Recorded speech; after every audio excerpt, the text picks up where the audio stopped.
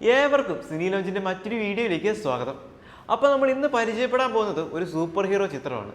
ഒരുപക്ഷെ നിങ്ങളിൽ പലരും ഈ ഒരു ചിത്രം കണ്ടു കഴിഞ്ഞവരായിരിക്കാം, എങ്കിലും കാണാത്തവർക്ക് വേണ്ടി സജസ്റ്റ് ചെയ്യുകയാണ്.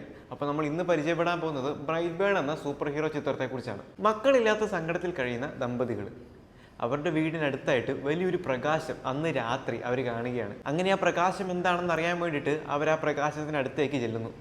അവിടെ വെച്ച് അവർക്കൊരു കുഞ്ഞിക്കുട്ടിയെ കിട്ടുകയാണ്. മക്കളില്ലാത്ത ദുഃഖത്തിൽ നിന്നും അവർക്ക് ദൈവം കൊടുത്ത സമ്മാനമാണ് ആ കുട്ടിയെന്ന് വിചാരിച്ച് അവർ ആ കുട്ടിയെ എടുത്ത് അവരുടെ വീട്ടിലേക്ക് പോകുന്നു. അങ്ങനെ ആ കുട്ടിയെ അവരെടുത്ത് വളർത്തി. അങ്ങനെ 1 വർഷം 2 വർഷം അങ്ങനെ ഒരു 7-8 വർഷം കഴിയുന്നു. എവിടെയൊക്കെ സൂപ്പർമാൻ്റെ കഥ പോലെ തോന്നുമെങ്കിലും അതിന് നേരെ വിപരീതമാണ് നമ്മളെ ചെക്കൻ കാണിച്ചു കൂട്ടാൻ പോകുന്നത്. അതാണ് സെക്കൻഡ് ഹാഫിലേക്ക് വരുമ്പോൾ നിങ്ങൾ കാണാൻ പോകുന്നത്. എന്താ പറയുക, ഇപ്പോഴത്തെ ആ ഒരു ട്രെൻഡിനനുസരിച്ച് പറയുവാണെങ്കിൽ അഴുക്കച്ചക്കൻ. ചിത്രം ഒരു ഹൊറർ മൂഡിലാണ് പോകുന്നത്. അത് തന്നെയാണ് ചിത്രത്തെ മറ്റു സൂപ്പർ ഹീറോ സിനിമകളിൽ നിന്ന് വ്യത്യസ്തമാക്കുന്നത് എന്ന് തന്നെ പറയാം. ആ ഒരു തുടക്കം തൊട്ട് ആ ഒരു എൻഡിങ് വരെ നമ്മളെ ആ ഒരു ഹൊറർ ഫീലിലും കൂടെ ചിത്രം പിടിച്ചിരുത്തുന്നുണ്ട്. അതിനൊപ്പം സൂപ്പർ ഹീറോ എലമെൻസും കൂടി ആവുമ്പോൾ നമുക്ക് ആ ഒരു ഇംപ്രഷൻ, സിനിമ കാണാനുള്ള ആ ഒരു ത്വര നമുക്ക് വരുന്നുണ്ട്. ആദ്യ ചിത്രത്തിലേക്ക് കടക്കുമ്പോൾ ചെറിയ ലാഗ് തോന്നുമെങ്കിലും പിന്നീട് ചിത്രം കഥ പറഞ്ഞ് പോകുമ്പോൾ നമ്മളും ചിത്രത്തിനൊപ്പം സഞ്ചരിക്കാൻ തുടങ്ങും. അങ്ങനെ ആ ഒരു സെക്കൻഡ് ഹാഫ് എല്ലാം കഴിയുമ്പോൾ നമുക്കും ചിത്രം ഇഷ്ടമായി തുടങ്ങും. അങ്ങനെ ക്ലൈമാക്സിനോടെത്തുമ്പോൾ കുറേ അധികം കാര്യങ്ങൾ സംവിധായകൻ ഒരുക്കി വെച്ചിട്ടുണ്ട്. അതൊക്കെ തന്നെ നിങ്ങൾ കണ്ട് ആസ്വദിക്കേണ്ട ഒന്ന് തന്നെയാണ്. സൂപ്പർ ഹീറോ ചിത്രങ്ങൾ ഇഷ്ടമുള്ളവരാണ് നിങ്ങളെങ്കിൽ തീർച്ചയായിട്ടും കണ്ടു നോക്കേണ്ട ഒരു ചിത്രം തന്നെയാണ് ഈ ഒരു ചിത്രം. ചിത്രത്തിൽ എടുത്തു പറയേണ്ട മറ്റൊന്ന് ചിത്രത്തിന്റെ പശ്ചാത്തല സംഗീതവും അതുപോലെ തന്നെ ചിത്രത്തിന്റെ സിനിമാറ്റോഗ്രഫിയാണ്.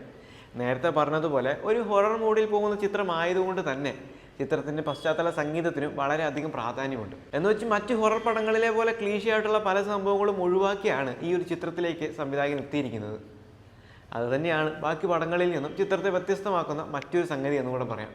അങ്ങനെ വലിയ ജംപ് സ്കെയർ സീനുകളൊന്നും ഇല്ലെങ്കിലും ആ ഒരു പശ്ചാത്തല സംഗീതത്തിനോടൊപ്പം നമ്മുടെ വില്ലൻ്റെ ആ ഒരു വില്ലനിസം കൂടെ വരുമ്പോൾ ചെറുതായിട്ട് നമ്മളൊന്ന് പേടിക്കാനുള്ള സാഹചര്യം വളരെയേറെയാണ്.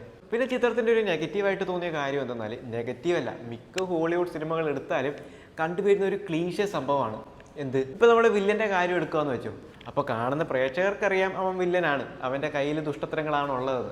പക്ഷെ അവൻ്റെ മാതാപിതാക്കൾ അവനെ സ്നേഹിക്കുന്നവരാണല്ലോ, അപ്പോൾ സ്വാഭാവികമായിട്ടും അവർക്ക് അവനോടുള്ള സ്നേഹം കൂടുതലായിരിക്കും. അങ്ങനെ അവനൊരു ദുഷ്ടനാണെന്ന് അവൻ്റെ അച്ഛൻ തിരിച്ചറിയുകയാണെന്ന് വിചാരിച്ചു. അപ്പോൾ അച്ഛൻ അമ്മേനോട് പറയുകയാണ്, ഇവൻ നമ്മൾ വിചാരിക്കുന്ന പോലെയല്ല, ഇവൻ നമുക്കെതിരാണ്, ഈ ലോകത്തിനെതിരാണെന്നൊക്കെ പറയുകയാണെങ്കിലും ഒരിക്കലും അമ്മ സമ്മതിക്കില്ല. അമ്മയുടെ മുമ്പിൽ കിടന്ന് അവൻ വില്ലത്തരം കാണിച്ചാൽ പോലും അമ്മ സമ്മതിക്കില്ല. അത് അമ്മമാർക്ക് മക്കളോടുള്ള സ്നേഹമാണ്. എങ്കിലും സിനിമയിലേക്ക് വരുമ്പോൾ ഇനിയാണ് ക്ലീശ വരാൻ പോകുന്നത്. ആ വില്ലൻ എന്ത് ചെയ്യും? അവിടെയുള്ള എല്ലാത്തിനെയും ചുട്ടും നാശമാക്കിയിട്ട് അമ്മയുടെ അടുത്ത് വരും. അപ്പോഴായിരിക്കും അമ്മയ്ക്ക് മനസ്സിലാവുന്നത്. പിന്നെ അമ്മ വിളി തുടങ്ങും. ഇത് ഹോളിവുഡിൽ നിന്ന് മാത്രമല്ല പല ഇൻഡസ്ട്രികളിലും ഇങ്ങനെ കണ്ടുവരുന്നുണ്ട്. ഒരുപക്ഷെ ഈ ഒരു ക്ലീശയും കൂടെ മാറേണ്ട സമയമായിരിക്കുന്നു. അങ്ങനെ വില്ലനും നായകനും തമ്മിലുള്ള ആ ഒരു യുദ്ധം കണ്ടിട്ടില്ലെങ്കിൽ, അതായത് ഈ ബ്രൈറ്റ്ബേൺ എന്ന ഈ ചിത്രം കണ്ടിട്ടില്ലെങ്കിൽ നിങ്ങൾ തീർച്ചയായിട്ടും കണ്ടു നോക്കേണ്ട ഒരു ചിത്രങ്ങളുടെ കൂട്ടത്തിൽ ഉള്ളത് തന്നെയാണ്. പ്രത്യേകിച്ച് സൂപ്പർ ഹീറോ സിനിമകൾ ഇഷ്ടമുള്ളവരാണ് നിങ്ങളെങ്കിൽ തീർച്ചയായിട്ടും ഒന്ന് കണ്ടു നോക്കാനായിട്ട് ശ്രമിക്കുക. 5 വർഷം മുമ്പ് ഇറങ്ങിയ സിനിമ ആയതുകൊണ്ട് തന്നെ നിങ്ങളിൽ പലരും ഈ ഒരു ചിത്രം കണ്ടിരിക്കാം. എങ്കിലും ഇനി ഈ ഒരു ചിത്രം കാണാത്തവരുണ്ടാകും. അവർക്ക് വേണ്ടി കൂടിയാണ് ഈ ഒരു സജഷൻ. അപ്പോൾ ഈ ഒരു ചിത്രം കണ്ടവരാണ് നിങ്ങളെങ്കിൽ നിങ്ങളുടെ അഭിപ്രായം കൂടെ പങ്കുവയ്ക്കുക. അപ്പോൾ മറ്റൊരു ചിത്രത്തിൻ്റെ വിശേഷവുമായി മറ്റൊരു വീഡിയോയിൽ വീണ്ടും കാണാം.